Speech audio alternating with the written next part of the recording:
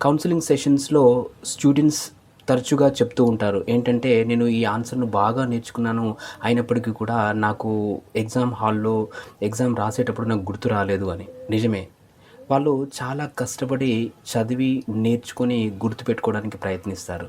కానీ కొన్ని brain rules వాళ్ళకు తెలిస్తే ఈ పొరపాట్లు జరగవు. అది ఏంటి అంటే, మనం ఒకసారి ఒక ఆన్సర్ నేర్చుకున్నప్పుడు అది 1 లేదా 2 సార్లు నేర్చుకున్నప్పుడు అది బ్రెయిన్‌లోనే ఉండిపోతుంది.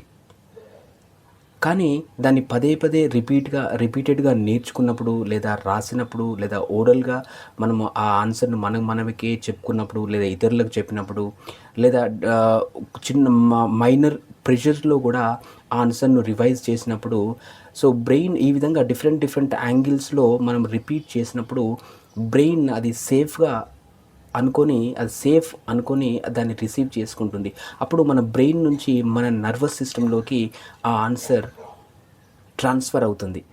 అప్పుడు అది ఈజీగా యాక్సెసిబిలిటీ ఉంటుందది. మనకు ఏ సందర్భంలోనైనా గుర్తు రావడానికి అది మనకు ఆ బ్రెయిన్ ఆ విధంగా మనకు తోడ్పడుతుంది. కాబట్టి రివిజన్ అనేది మీరు ఒకసారి రాసుకోవాలి, ఒకసారి ఓరల్‌గా రిపీట్ చేసుకోవాలి, ఒకసారి ఇతరులకు అది చెప్పాలి.